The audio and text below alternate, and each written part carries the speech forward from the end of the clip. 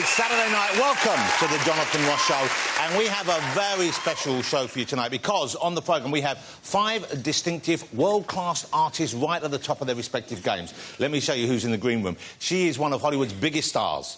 She's given us so many iconic screen characters in movies like Working Girl, Ghostbusters, and of course she was Ripley in the Alien films. It's Sigourney Weaver, ladies and gentlemen. Hello, Sigourney.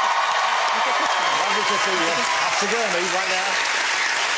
With her, probably TV's favourite non-time travelling doctor, it's Doc Martin himself. It's Martin Clune. Hello, Martin. He's a good-looking man, I don't care what you say. Also in my green room, she's one of this country's most celebrated, innovative and at times controversial artists. It is the fabulous Tracy Emin. Hi, Tracy. I'm so thrilled doing the show. Thank you so much for being here. And sitting next to her, well, this guest has more va-va-voom than one green room can normally contain. In fact, we had to have it specially reinforced just in case. One of the most stylish men ever to play in the Premier League is Thierry Henry.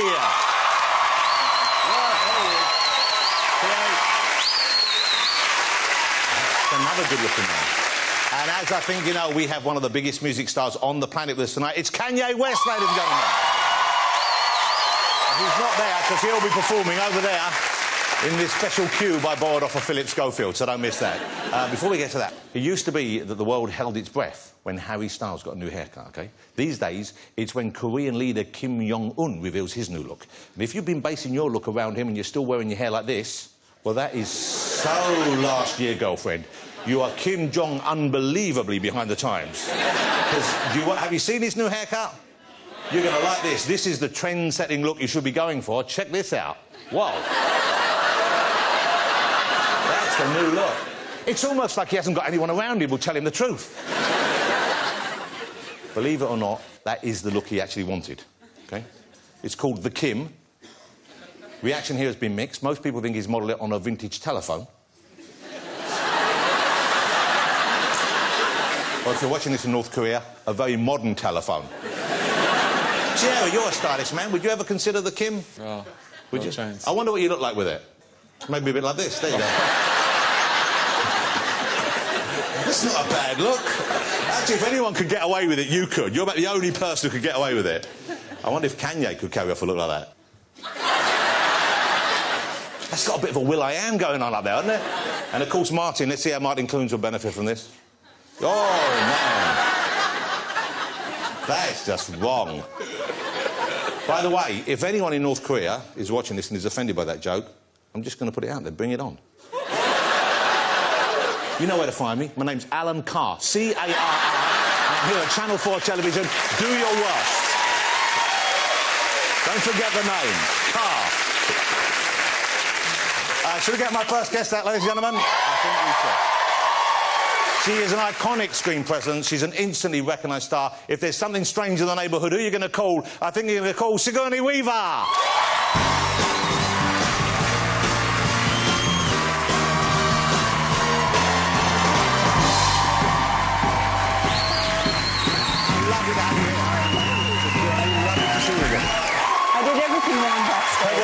I'm sure you did everything right. Come and sit down. Well, it's unusual. Shows don't normally show the green room, do they? So but it's so nice because you get to meet everyone who's going to be on the show, and that doesn't happen. Well, listen, speaking of shows, it's, in a way, I suppose, I owe my career to your father.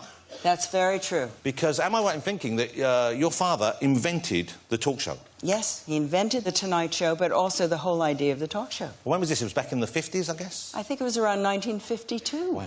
And it's still going to this. Kept it alive and thriving. Well, I've tried to kill it off many times, but it's obviously a very strong format. Here's a thing I'm interested in is...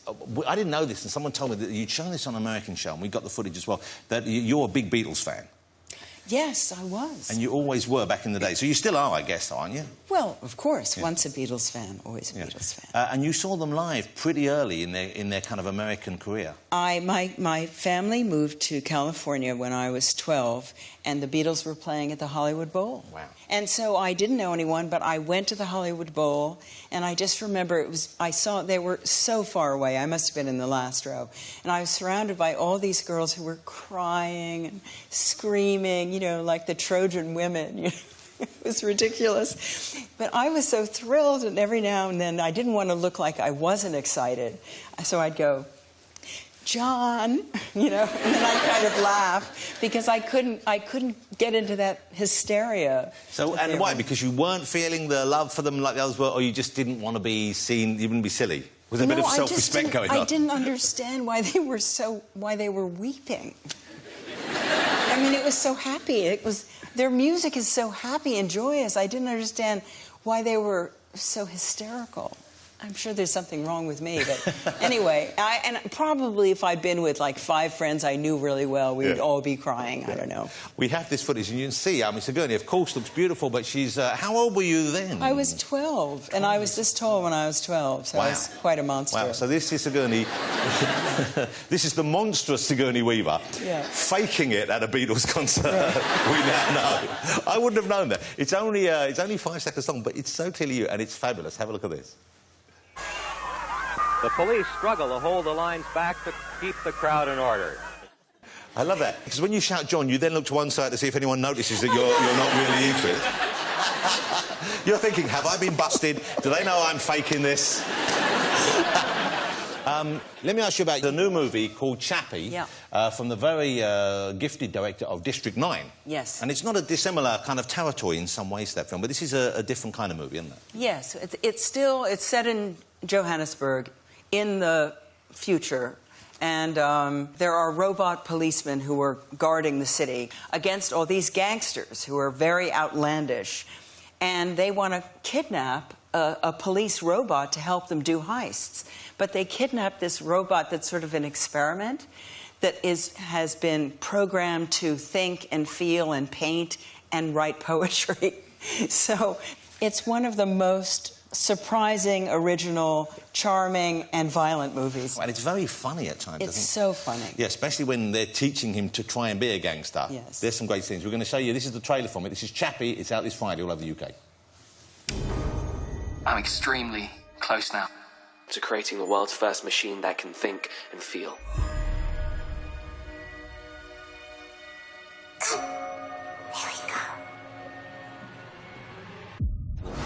This is a new step in evolution. I am alive. I am Chappie. Don't let people take away your potential, Chappie. You could write music, poetry. Chappie wants strength. There's a lot of concern that maybe we will be destroyed by artificial intelligence. This robot, he's got to be removed. You can't do this. He's special. Destroy that robot. Burn it to ash. So the director's name is Neil Blomkamp.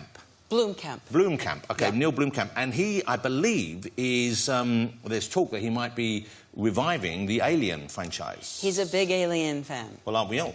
I mean, I'm assuming you are a bit of a fan as well. Oh, it's all right.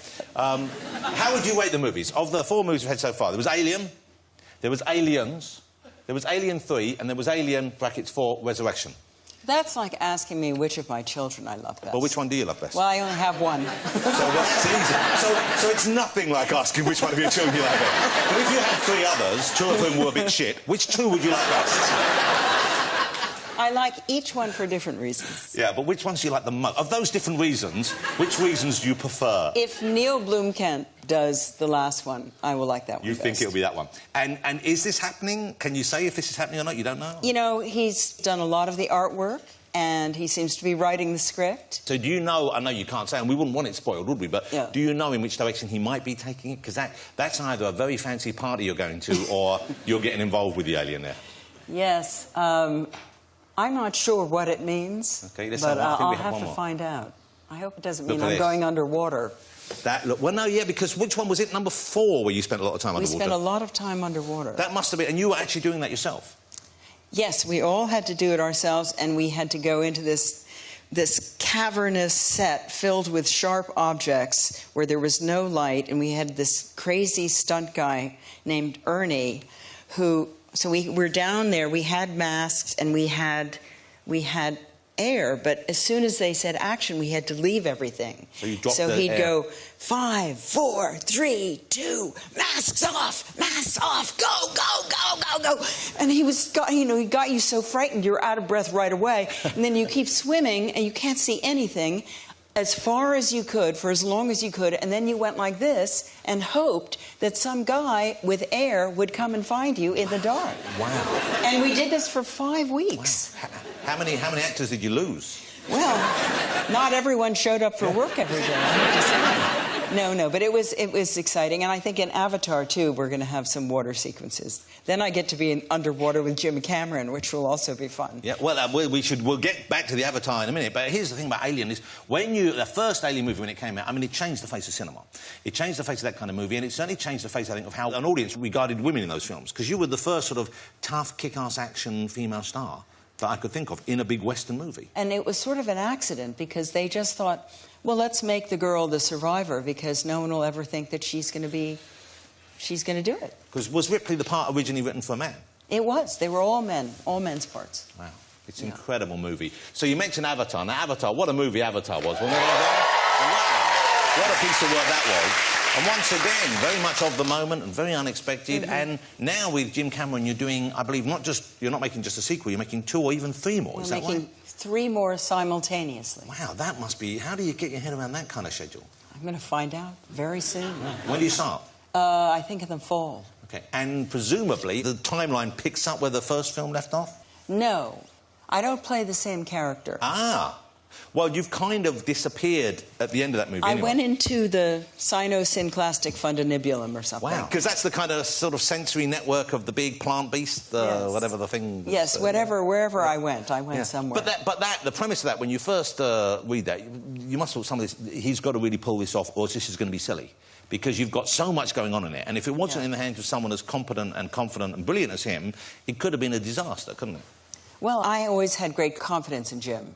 You know, he always does to me things that are impossible, like build the submarine that will take him down to the bottom of the Marianas Trench or something like that. He is down in the undersea area quite a lot. He says he makes movies, actually, to be able to afford to build the submarines and design them and use them. And is he generous with his subs? Has he invited you on one of his undersea journeys? He has invited me. I'm a little claustrophobic. I've decided not to tax our friendship with what might happen to me after we've been going down 5 hours and have another 5 hours to go before we go down and see anything. Does he really go for 10 hours down like that? Well, he really... You know, the bottom of the Marianas Trench is, I don't know, even 20 hours probably. Why on earth would you want to go down there? There must be something going on there we don't know about. It must be the world's greatest swingers party. That's what he said. Exactly. Well, look, Chappie is out Friday, ladies and gentlemen. Sigourney Weaver is, as always, sublime in it. But I can't wait to see the Avatar movies. Cannot wait to see Alien 5, which, as you just said, is going to be better than the 2 you don't like. So, ladies and gentlemen, the fabulous Sigourney Weaver. Still to come on the show, Martin Clunes, Tracy Emin, Thierry Henry, and music from Kanye West. So join me after the break.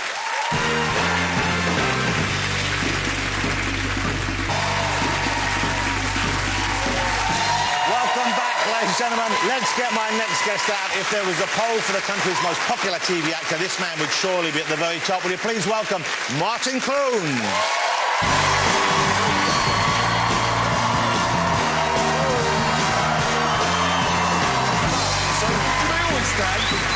For you. How lovely to see you. You Mexico, How lovely to have you here, Martin. Oh, OK, you switch. You go there, and when we switch on that, we switch that. How are you, Martin? You're looking very well. You're looking very healthy, and you've lost a lot of weight. Well, over the last 2 years, yeah. Oh, well, I haven't seen you about 5, so you know. No, that's true. You a big Kanye fan, by the way? Massive, yes. Okay. One of the biggest in Dorset. Do you know where? I believe you're the president of the Dorset branch of his fan club, are you? Yes, and that really is Kanye all the way west. Oh, God, yes. Come on. Me and my... Come on! Come on!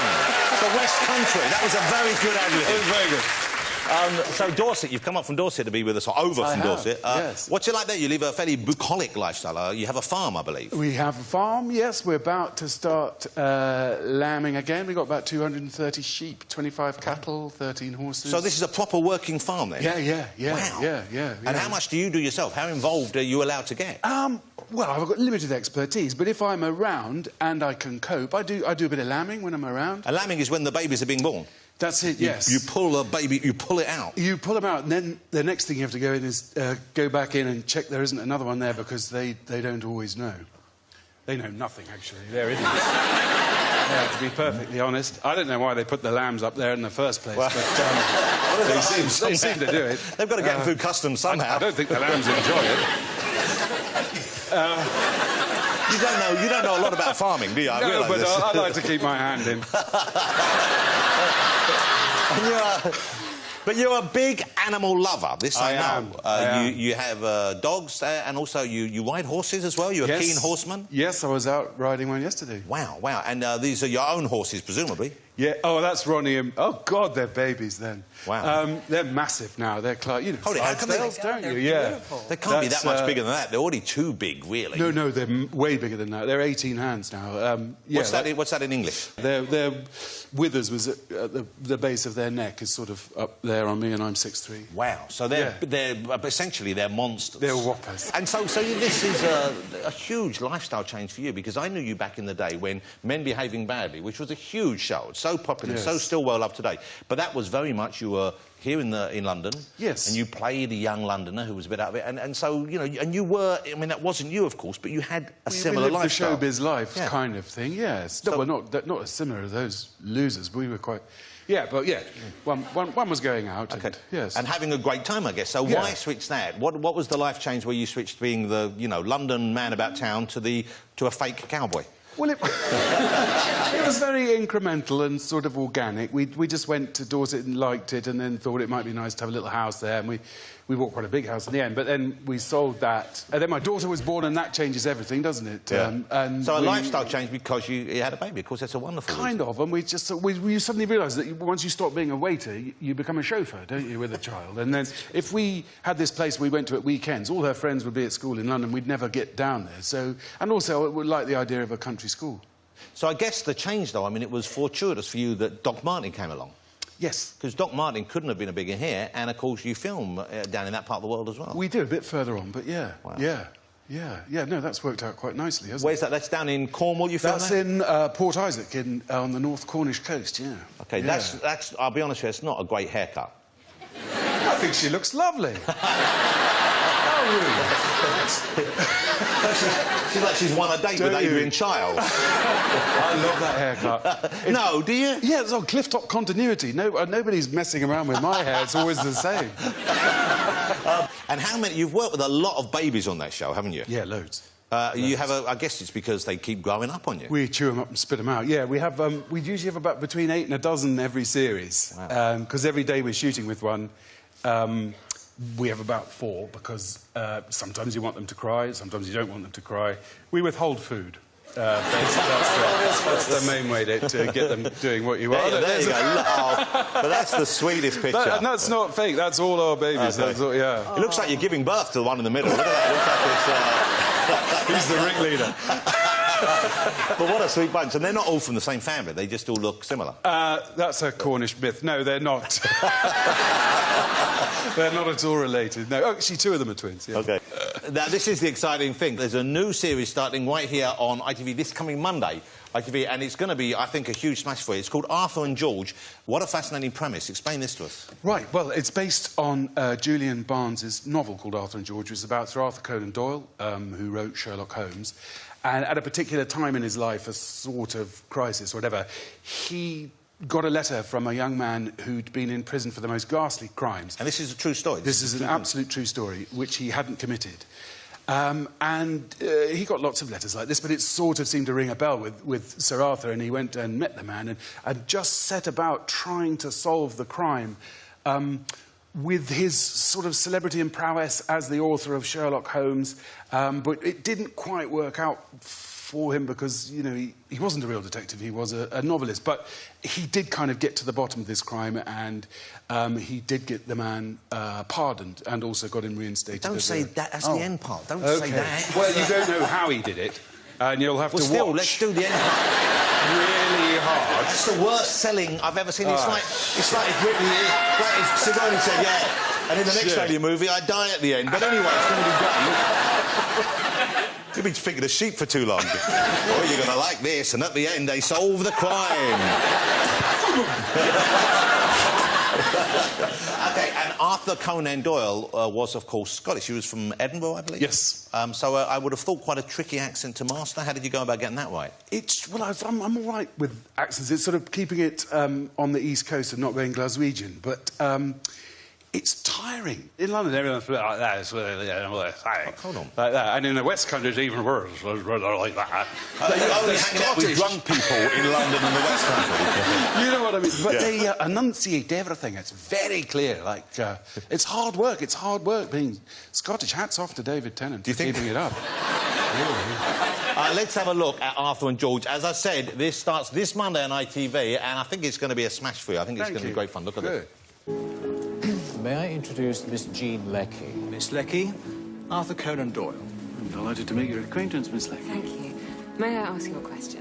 When am I going to write another Sherlock Holmes story? How do I come up with such ideas in the first place? Did he really die at the Reichenbach Falls? And if he didn't, should he not now settle down and marry? That's 4 questions. Which one was yours? None of them. I have never read your stories, although Stephen, our footman, says they're quite engaging. Well, God bless Stephen the footman.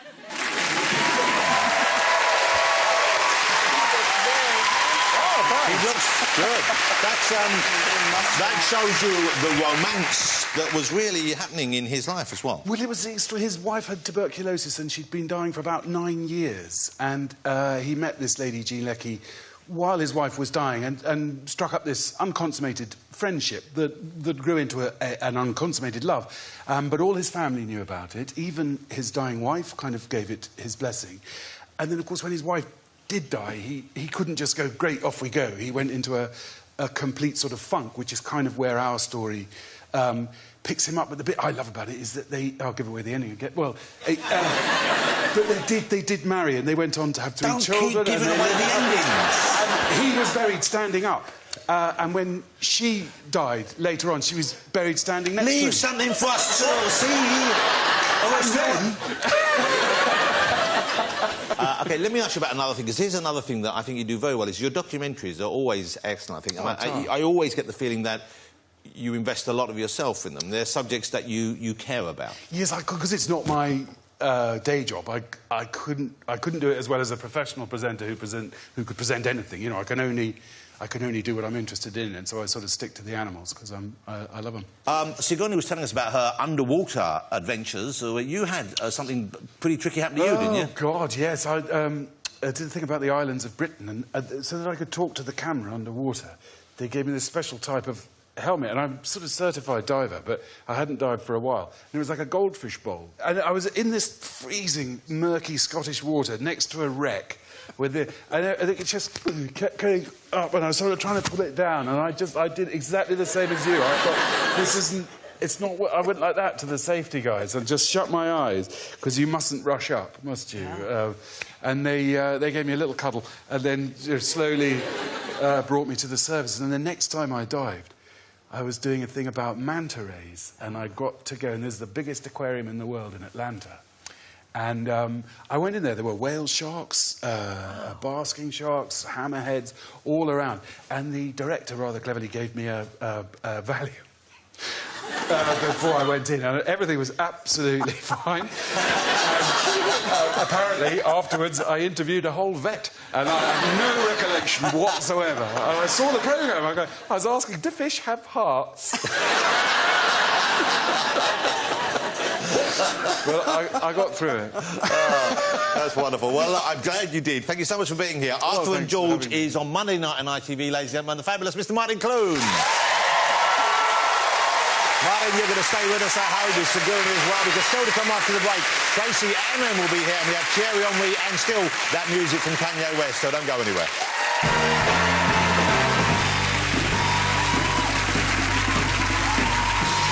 Welcome back, ladies and gentlemen. Let's get my next guest right out here. I'm thrilled she's on the show, I really am, because it's a rare chance to spend some time with one of our most gifted and, at times, controversial artists. It is Tracy Emin, ladies and gentlemen. I'd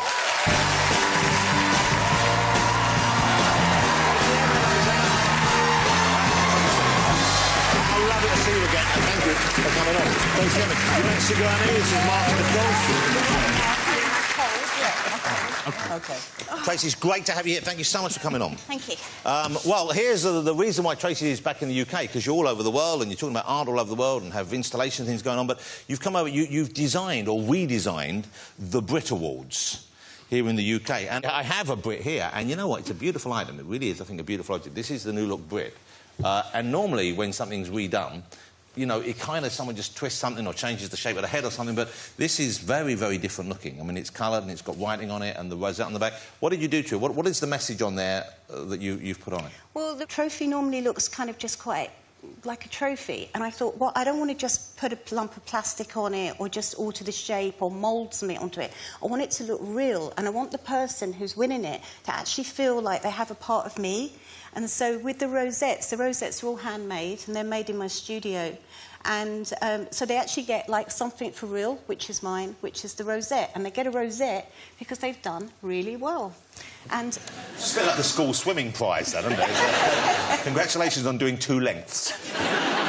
OK, 2 of your most famous pieces, I guess, are what define you still to most people. I think everyone has heard of The Bed, Tracy Emin's piece of work, which was My Bed. And not My Bed, it was Your Bed, My Bed. I don't think that's your bed, no. That's certainly not My Bed. And that was actually your bed, which you then... Did you recreate it, or you just took it out and sold it wholesale? What was the deal there? Well, recently it's just been sold at Christie's for something like £2.5 million. Wow. Which I don't receive any of that, by the way. And yes, everything is genuine from the bed, but not the plinth, but the mattress is genuine, the sheets, everything. And why not the plinth? You wanted to hold on to the plinth? No, it's just, at the time, it was my real bed. So I could get another mattress, but I couldn't get the other bed piece. So... When it's sold and when it's moved, you, I believe, go in and you personally rearrange the stuff and make sure it's accurate and it is what it was. Well, a few years ago, I had a touring exhibition that went from Edinburgh, Malaga and Bern. And each time I had to go in and remake the bed. And every time it's different. It can never be the same. And when... I think this is kind of... It looks like a crime scene. When all the items from the bed come along, they lay out trestle tables, and everything is in tiny little plastic bags. So the dog ends, each cigarette end, you know, the contraceptive pill packet, the knickers, everything, all laid out. There was a condom by the side as well. A used condom, I believe? Yeah. So whose job is that to put that back in the bag? Because... I don't know if I should really say this, but Charles Saatchi, who was the last owner of the bed, he said, you know, I got a phone call from his office, there's a bit of a problem. The condoms are deteriorating. So I said, well, what do you expect me to do about that? It's like, Charles, I think that's your problem, yeah. You have to do something. But he should stop using it, really, shouldn't he?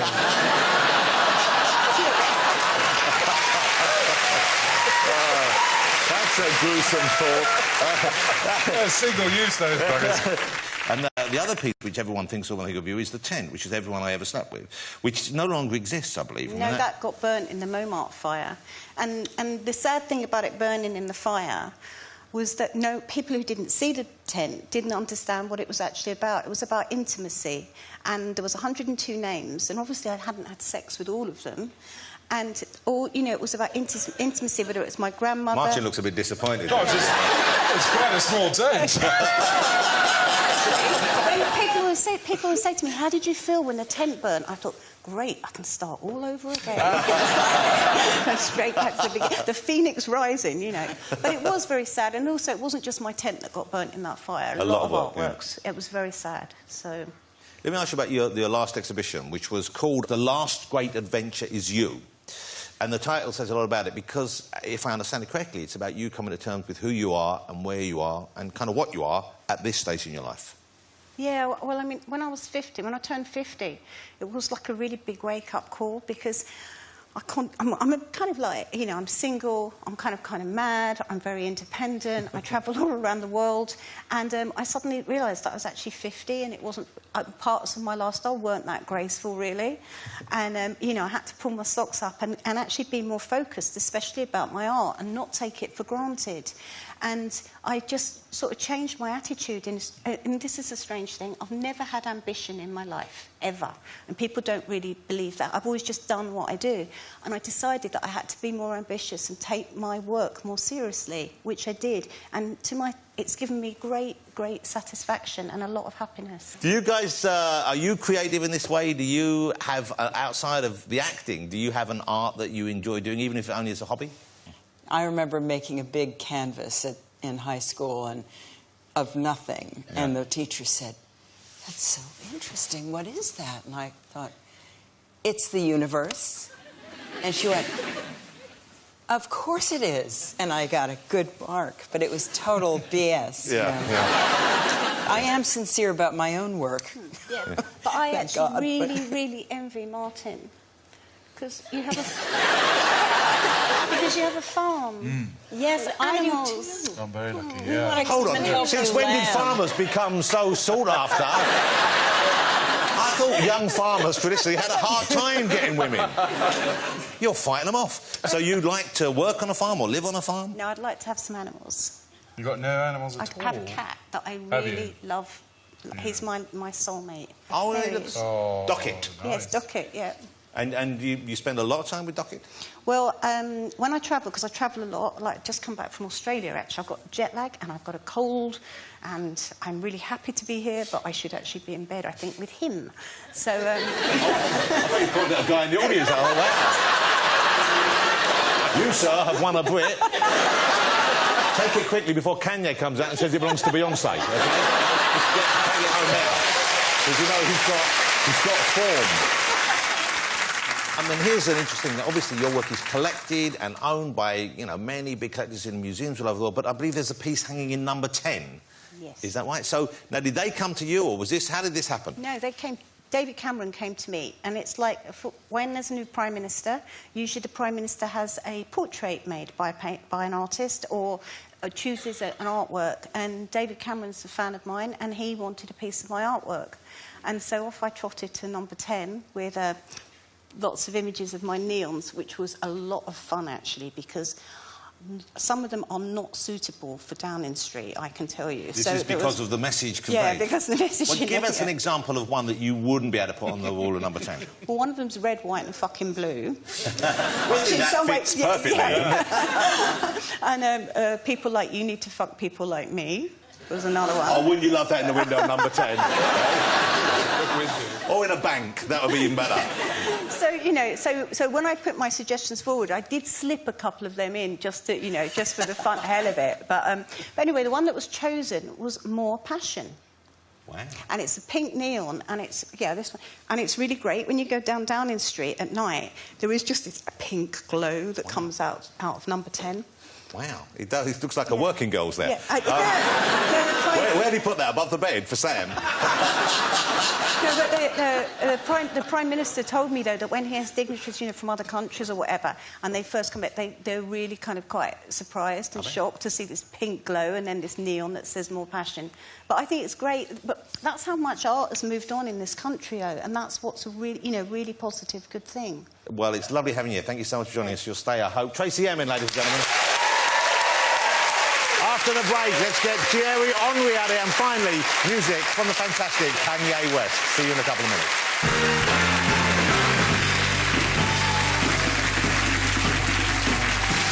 Welcome back, ladies and gentlemen. Let's get my next guest out here to join the rest. He's one of the greatest, if not the greatest footballer ever to play in the Premier League. Here he is. Please go crazy for Thierry Henry.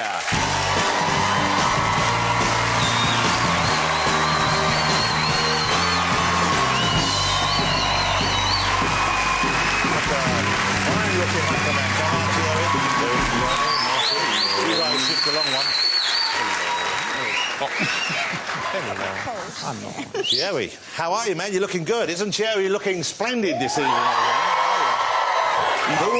I like your style. Who chooses your clothes? Yourself? You have a stylist? Who picks the outfit? My daughter. Your daughter? Yes, she picked up the outfit, so I had to wear that, believe it or not. How old is your daughter? 9.5. Well, you're lucky you're not in a choo-choo then, or something like that, you know, like a flower in there. She has good taste, I guess. How lovely to have a youngster like that. You have 2 children, don't you? Yes, I have a boy too, 2.5. Wow, and so he isn't choosing clothes for you, I guess, just yet? No, and I'm happy about that. So. Is he showing, or is she, or either of them showing any sporting aptitude? Are you kind of encouraging them in that? My daughter, she's not quite there yet, to be honest. But she can pick up some clothes. Yeah, though. but you've tried her in sports. You've tried her with football. You've tried her with... She just doesn't enjoy that sort of thing? Not really. Not really. Okay. But it's all right. Okay. I love her. Okay, well, against all odds. Exactly. Now, you will notice, I'm sure, many will know that Thierry is originally from France. Yes. From Paris, I believe. Yes. I don't know if you know this, Tracy lives part of the year in France. Are you fluent in French? I can't speak a word of French. Not one word. Well, how do you get by with the natives over there? I love it. I love it. I don't talk to anyone. It's fantastic. Wow. Is that okay, do you think? I don't know, because we don't actually make... When you're in France, French people don't make an effort to try to speak English. Let's all be honest. So that's why, how do you communicate? I mean, you don't actually, so... Bonjour, ça va? Ça va bien? Merci, et toi? Hasn't he got the most beautiful voice in the world? Yes. I might say a brilliant French accent as well. I mean, really good. I worked on You're on it. You retired when you were 37 years old, which in football years actually is pretty old to still be in the game, is it not? Yes, it is. I mean, I played 20 years. Wow. It was pretty long. Yeah. You played all over the world, of course. You've played, obviously, you played for France a lot, but you played in America as well and in Italy. What was it made you initially, when you were asked to come over and play for Arsenal, what was the main attraction?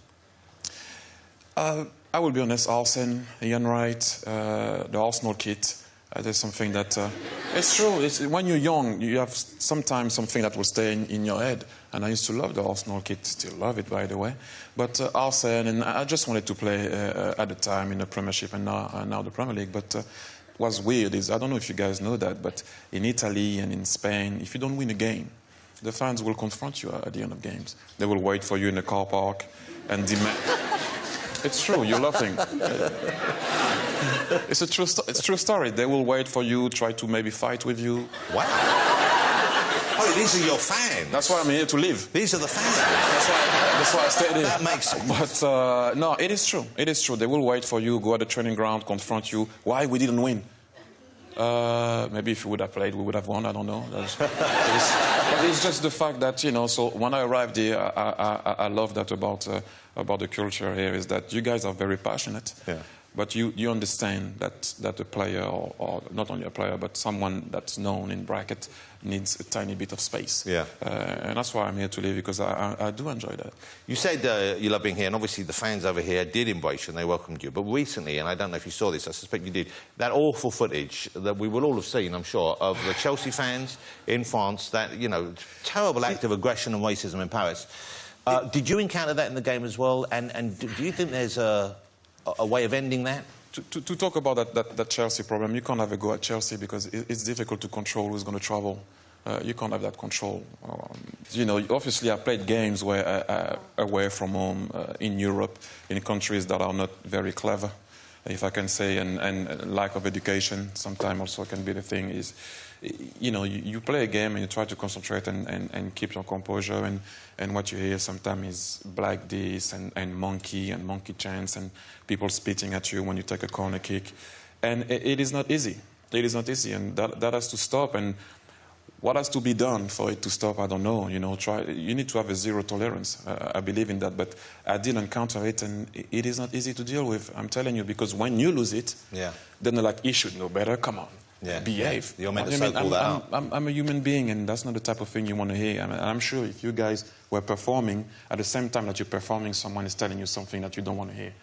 So it is not an easy one. We don't want to see that, and it has to stop. But it is tough, because even though, I think, obviously, absolutely, and I think the zero tolerance is the key. Yeah, it is. What kind of reaction do you get in the street? Not just sort of like, let's say Arsenal fans initially, but people who aren't necessarily football fans who recognise you and know who you are. Well, it depends. It depends who you encounter. Usually I get the respect, I guess, that maybe I deserve or don't, or whatever it is. If it's a Tottenham fan, sometimes I don't get it. Yeah. But that's the way it is. Yeah. They must still have a respect for you, a grudging respect. Yeah, it's like, well done. You know? It's kind of it's kind of weird, but...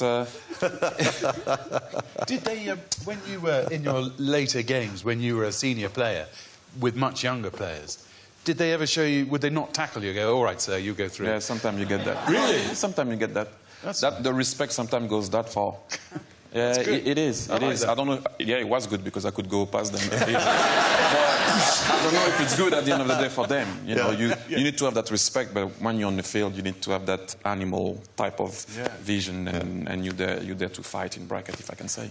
And do you miss that? Do you miss having a team around you like that, or do you find that coaching the youngsters gives you that kind of camaraderie? What I miss is I will always miss the camaraderie. And the day of a big game, because there is nothing better I'm sure you guys have the same sensation, is that morning when everybody's calling you, we will be watching you tonight.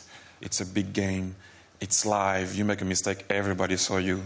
The feeling that you have in your body when you have to play that big game, you always miss that dressing room, the smell of the dressing room, the guys around you. Yeah, you'll miss that. What exactly is that smell you're missing? The smell of the dressing room? Yeah, what sort of notes? If it was a perfume, how would you describe the notes as they come through? It's not late enough to talk about that. Yeah. So you're doing now, and this has been the hit for you already. You're doing the punditry, you're doing the commentating on Sky Sports. You're working with some ex-rivals as well out there, aren't you? Yes. You're Gary Neville, who used to play against, and Jamie as well. Jamie Redknapp, Jamie Carragher. Yeah. I didn't play with Graham Souness. I'm not that old against him, sorry. It's just amazing to be able to see those guys. And sometimes when we watch the game together, when we off air, we talk about it, and it's a good banter. We don't have any. We used to kick each other and have that rivalry in a good way. Yeah, it was fierce rivalry between you and Gary Neville in particular, wasn't it? Well, it was more, at the end of the day, it was us, but it was more Arsenal against Man United, if you can say. It wasn't me against him. Sometimes yes, sometimes not, but it was more the two teams, yeah. Was there a moment when you decided to hug, like men can hug, and to show that was all in the past? Did you embrace? We hug each other, yeah. I like it. It's nice. It's cool. You see, that's the camaraderie. It's a cool thing. It's all right. And it's the only way you're going to get that locker room smell back in your life. Exactly. I needed that. A big sniff of Neville in the morning. That's what you need. That is nice. I like it. I don't mind it. Dressing room smell. I'm used to it. I've got a dressing room upstairs if you want to come and see. I haven't had a shower today. I mean, I'm feeling like a hamster right now. What is it? You ever had that when you spend too long in bed without, like you had a cold or something, about 3 or 4 days in bed, you haven't had a shower and you think, I smell like a hamster cage. You ever had that? Is that just me? No. Yeah, it's just you. Sigourney? Throw me a bone here. Sigourney, you must have had it. Come on. Old Stinky Weaver back at school days. Come on. There must have been a weekend, hey? Before you blossom. So life is good for you, though, Thierry. This is where you want to be, I guess. You're happy where you are right now? Yeah, everything is, I come back closer to my daughter also. That's something very important for me. That was part of the plan, too. Just happy to be back here. I feel like I never left. The big question, I suppose, people want to know is, do you have your sights set on the big job at Arsenal? If and when he decides to call it a day, when Mr. Wenger says, OK, enough is enough, will you step in? Are you ready for it? Do you want it? Now, the thing that I will say is, I don't know what Arsene wants to do and how long he's going to stay. I just want to be equipped to be in a position, one day maybe, to be a manager. If it's obviously being the manager of Arsenal Football Club, that will be a dream. But first of all, But we're not there. Let's all be honest. I just need to learn first. Yeah. First and foremost, that's the most important thing. It's not because, like I said before, it's not because you know the game that you can teach it. And I just want to learn. So let's assume the learning curve goes well. A couple of years down the line, you're there. You're doing pretty well. Old RC gives you a call. He says, listen, Terry, I'm going. Are you ready? You say... Oh, I can't say no to Arsenal, so I will say yes. He'd say yes, ladies and gentlemen. There you go. That's what we want to hear. That is what I suspect Arsenal fans want to hear. OK. Lovely to have you. I'm so pleased you came on the show. It's such a pleasure to meet you, as indeed it was already this evening. Will you join me in saying thank you to Thierry Henry, ladies and gentlemen? Thierry, that was magnificent. Thank you, sir. Thank you. Well, that's almost it for tonight, but we have one last treat in store for you, as I'm sure you know, because he's over there getting ready in his cube for us. He'll be singing Only One, a track he wrote especially for his daughter, North. It is, of course, Mr. Kanye West.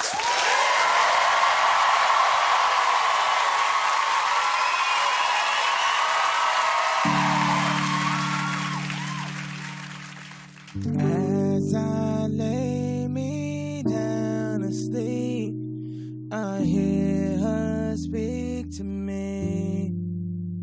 Hello, Mari, how you doing? I think the storm ran out of rain, the clouds are moving. I know you're happy, 'cause I can see it. So tell the voice inside your head to believe it. I talked to God about you. He said he sent you an angel. And look at all that he gave you. Everyone and you got to. You know I never let you. 'Cause every road that leads to heaven's right inside you. So I can say, hello, my only one. Just like the morning sun, you keep on rising till the sky knows your name. Hello, my only one. Remember who you are. No, you're not perfect, but you're not your mistake. Hey, hey, hey, hey. Oh, the good always the bad and on your worst day. Remember I said, hey, one day you'll be the man you always knew you could be. And if you knew how proud I was, you never shed a tear, have a fear, no, you wouldn't do that. And no, I didn't pick the day to turn the page. I know it's not the end every time I see your face. And I hear you say, hello, my, remember who you are. You got the world 'cause you got love in your hand. You're still mine. Still gonna understand. One day I'll understand. So hear me out. Hear me out. I won't go. I won't go. No goodbye. No goodbye. Just hello. Just hello. And when you cry, I will cry. And when you smile, I will smile. And next time when I look in your eyes, we'll have wings and we'll fly. No, my only one. The morning sun will keep on rising till the sky knows our name. And you're still my chosen one. Remember who you are. No, you're not perfect, but you're not your mistake. Hey, hey, hey, hey. Tell Nori about me. Tell Nori about me. Tell Nori about me. Tell Nori about me. I just want you to do me this favor. Tell Nori about me. Tell Nori about me. Tell Nori about me. Tell Nori about me. Tell Nori about me. Nori's my daughter's name. I have a name right here on my chest. Tell Nori about me. Kanye West, ladies and gentlemen. Wow, there he is.